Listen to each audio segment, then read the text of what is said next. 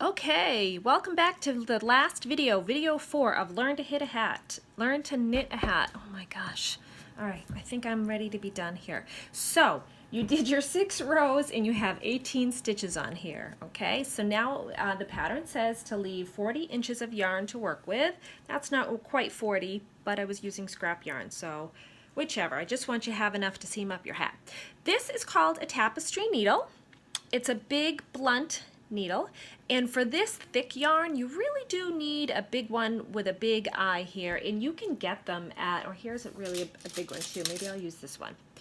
You can get them at craft stores or yarn stores or anything like that, in the yarn section, or like where the needles are and things like that. So you're going to thread your yarn. So you're, oh, hold on here, let me show you. So you're still on your needles here, and you're going to take the end of your yarn. That's what I have left of my yarn. You probably have more. Okay. Thread your yarn. And let's see, let me read what I wrote here. Cut yarn, leaving approximately 40 inches to work with. Put yarn on a tapestry needle and pull through. Pull through the stitches as you remove the stitches from the needle. And then I said see video because I don't want anybody to get confused. Now secure the top by sewing the hole closed. Lastly, seam the sides. Okay, so this is what I mean by that. So here you have your stitches still on the needle. I have the end of my yarn here attached to my tapestry needle, and I'm just going to slip these stitches onto this needle. See if I can get a little closer here. So just put your needle in the front of the stitch here. There we go, and it slips right off. And you're going to do that with all of them here. And you will see the magic happen in just a second.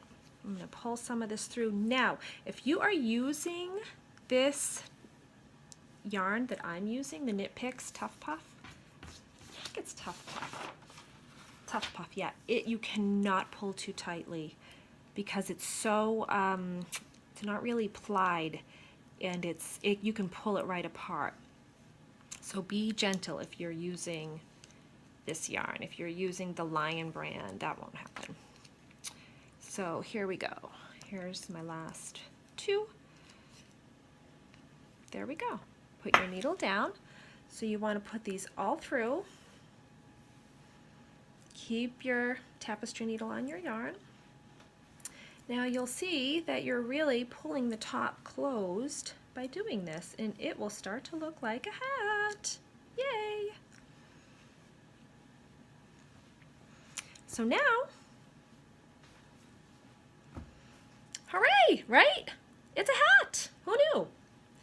So now what to do is to seam this up. So you're just going to find here, you're going to put your 2 seams together, and you're really just going to try and find your matching stitches on either side and just go back and forth, back and forth, back and forth, back and forth with your needle.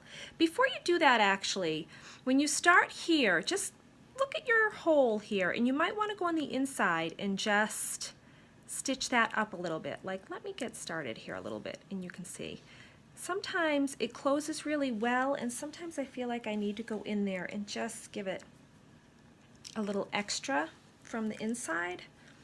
Although you're going to be sewing your pom-pom on, and that will hide anything. So before I get too far down with this, I'm going to take a look here at the hole at the top and see if that needs any extra. Let's see.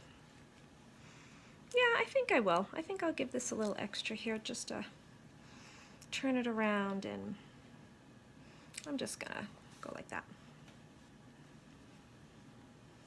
Ooh, hold on. That's not going to work. Come back. There we go. Okay. Just work my, actually I have to take this up. Work my way over there.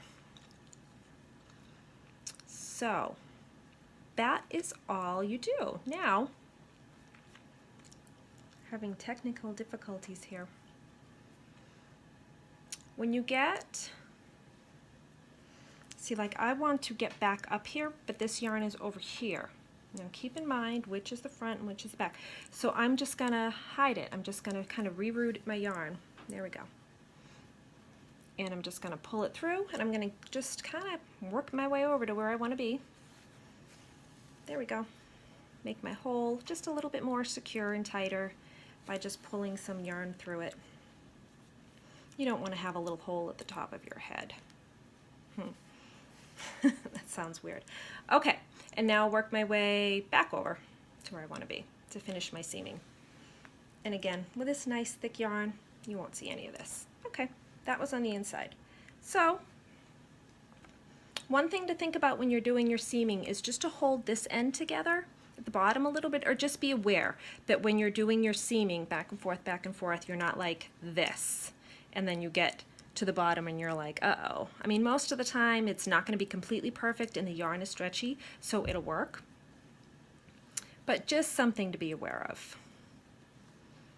So I'll just do a little bit for you, and then we will call it a day. And I just want to thank everybody for taking the chance on knitting a project. I know it takes a little mental energy to get started, but once you do, it's such a great thing to know how to do.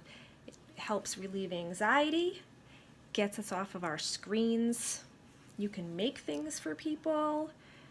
I'm teaching my kids, well, my 9-year-old does know how to knit already. We've knit hat for Syrian refugees. I've knitted knockers to give to women who've had mastectomies and they need prostheses. We knit them with cotton and they're really soft. So I love charity knitting.